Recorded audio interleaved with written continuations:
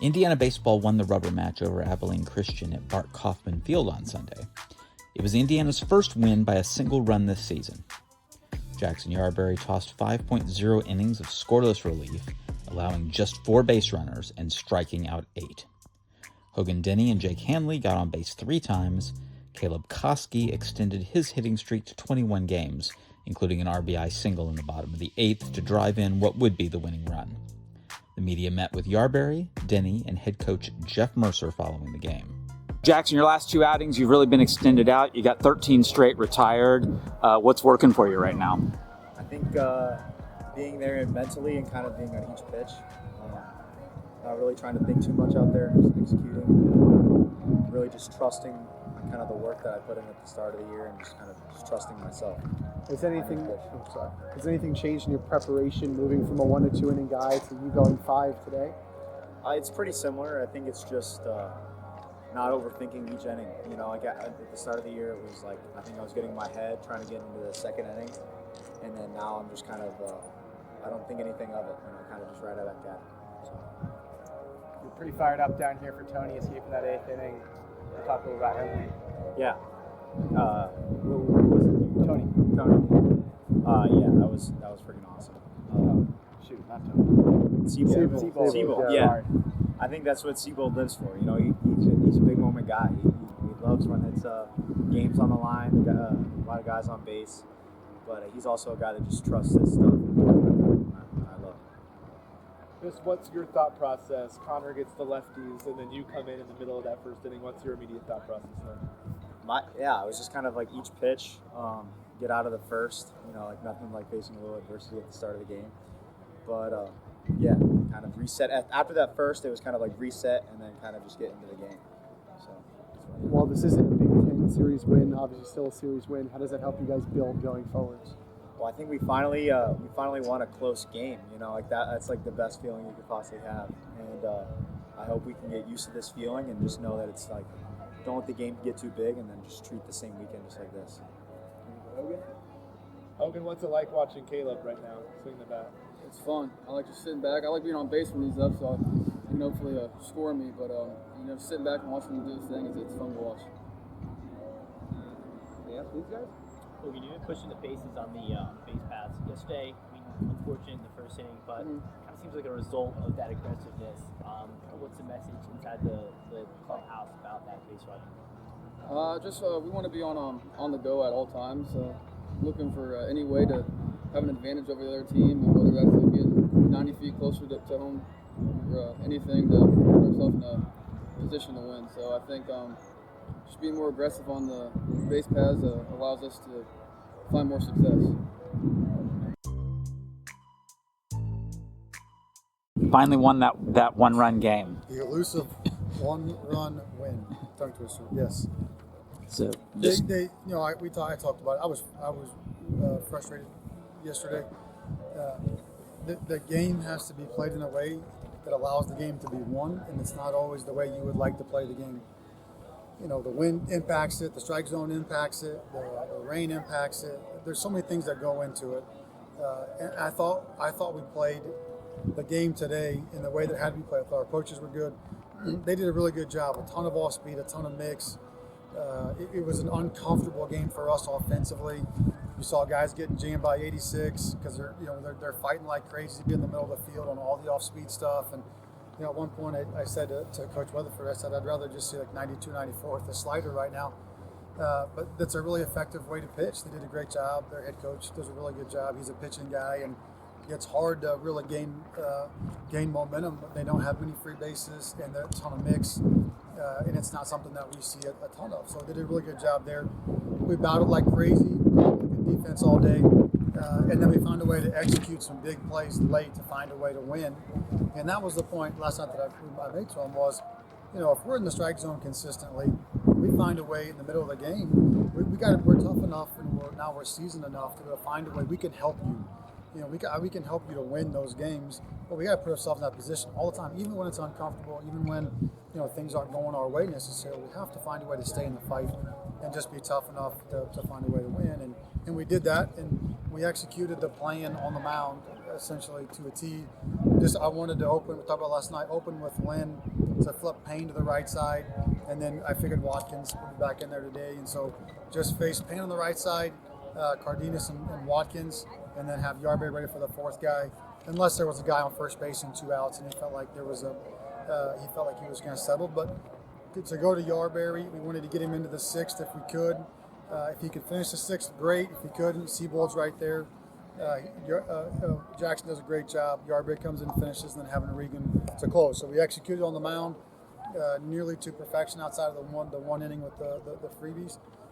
And then we were able to find a way to come back and win a late leadoff hit, bunt, and a 2-out hit. So just a good fundamental clean game. That was tough and competitive, and you just had to find a way to gut it out, and we did. Yeah, just 2 for 12 with runners in scoring position. You guys were out hit today. What does it say about your group that you're able to pull this one out? Yeah, it was a I don't want to say cultural because it's such a cliche buzzword, but like a cultural win where it didn't go our way, and we didn't come up with the big 3 or 4 or 5 run inning, and it wasn't easy. And so your group, as they play, you want them to become more mature and more hardened, and it's it's not the pity party when it doesn't open up. It's just baseball sometimes. Today was just destined to be one of those games, and you're right, you don't often get out hit and then find a way to win, and so do you have the timely one? And we had the timely one today, and then obviously the eighth inning where you're able to get out of that GM is just obviously that's the whole game. So they had an opportunity to have a really big inning, and we managed it and found a way to get done. A lot of really big pitches that we made with our guys on base. We weren't as good today offensively. That's the thing. If you manage on the mound, you take care of the ball, and it's a 1-run game. Anything can happen and pull it out.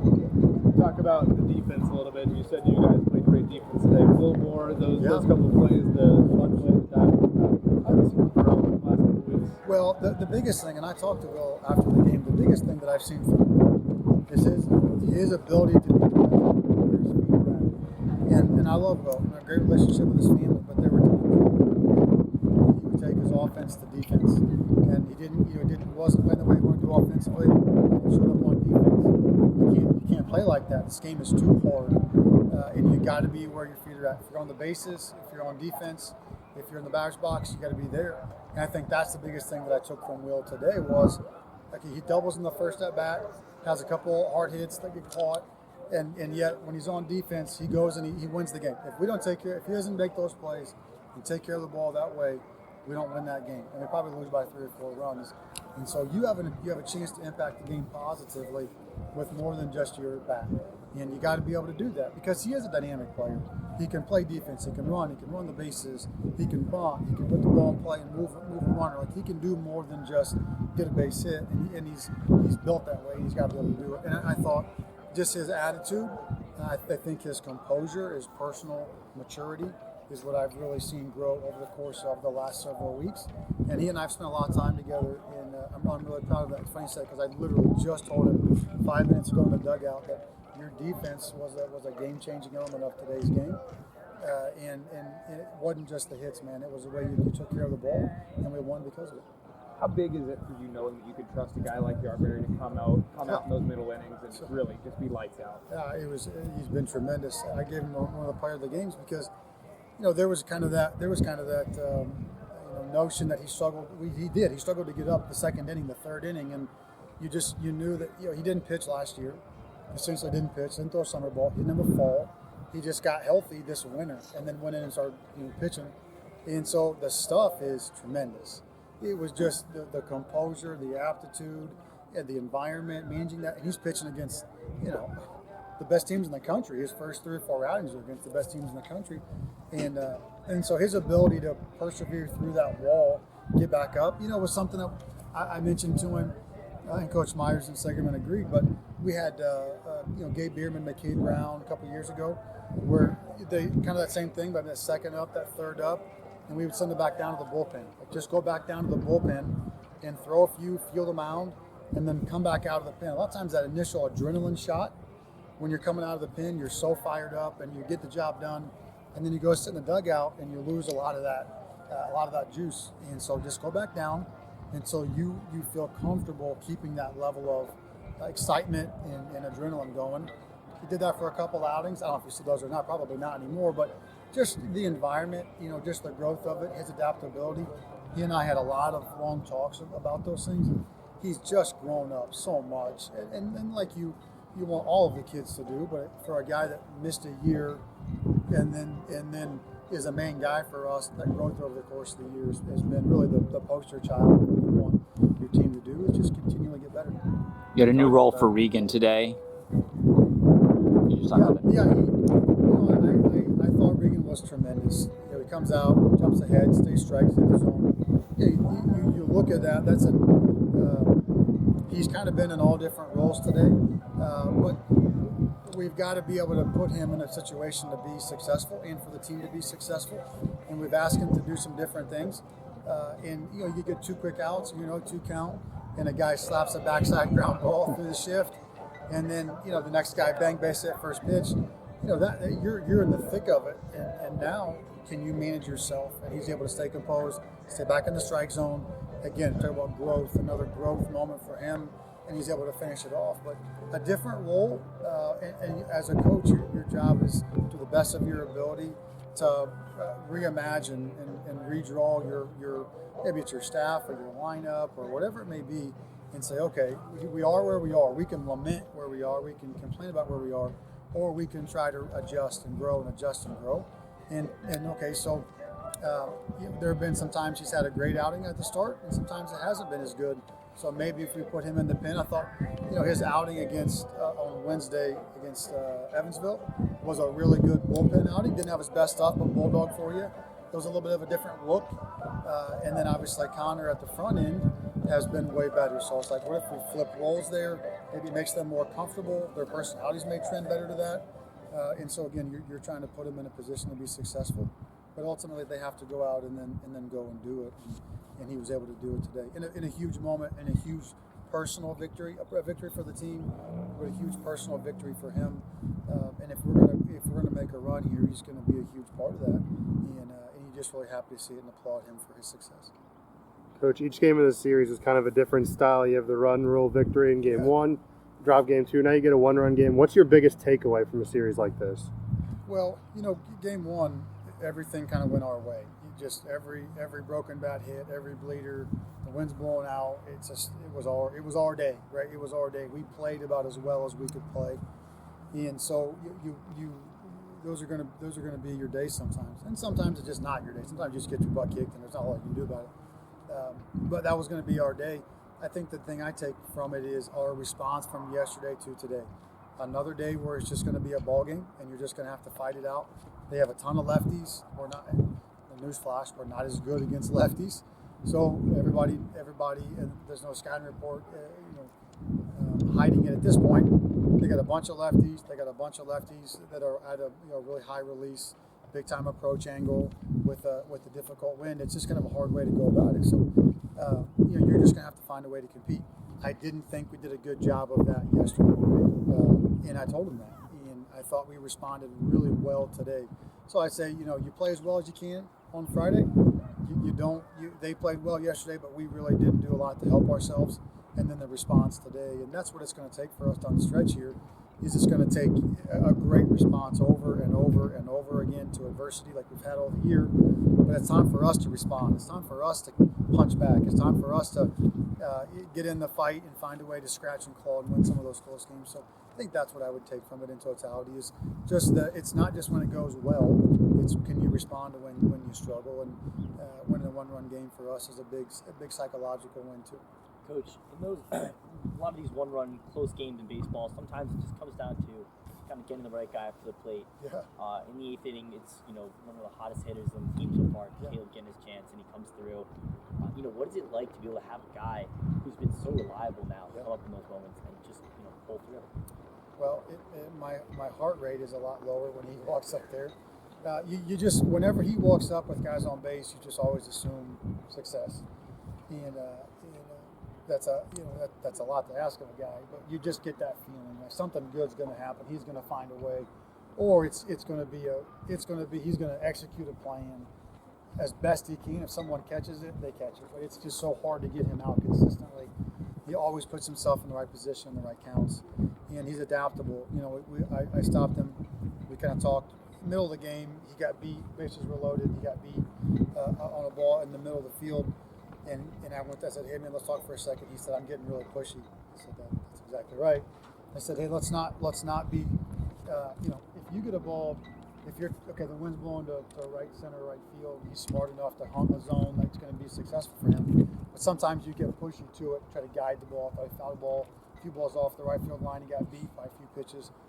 And I said, let's cover the zone without being pushy to that part of the field. And then you see him come up and he makes the adjustment, hits a change up through the 6-hole. So he's able to make the adjustment in real time. And he said it to me. He's like, "I'm just getting pushy."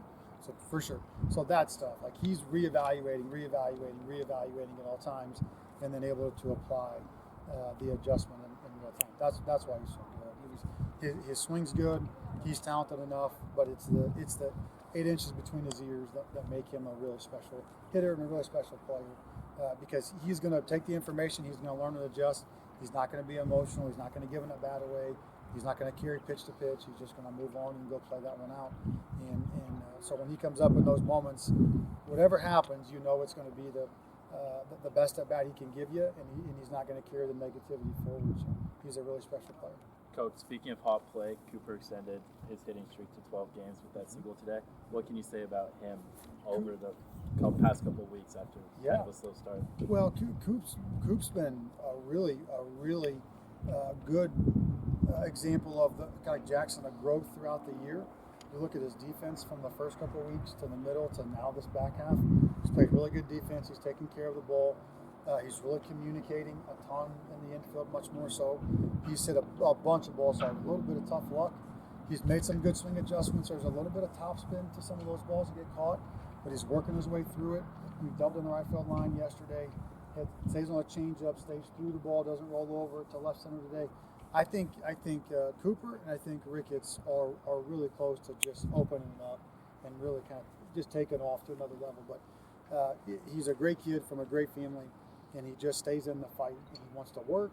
He's not a guy that's going to feel sorry for himself. He just responds. He's really just blossoming as a player and as a man, as you would hope for a sophomore. But is a key element of the team, but really that sophomore group, that sophomore nucleus. He's a key figure in it, and takes accountability. I mean, we talked today before the game. We had first and second yesterday, and there was a different pitcher on the mound in his third at bat, and kind of sinker slider guy, and he pulls off and hits that softball in the 4-hole.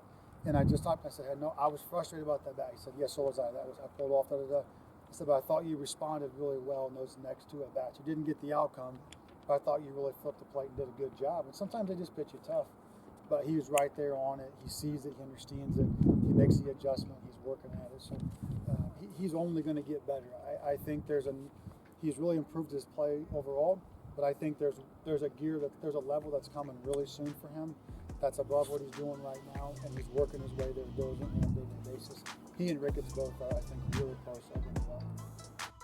Indiana travels to Muncie Tuesday at 3 p.m. for a midweek against Ball State before diving back into Big Ten play Friday at home against Iowa.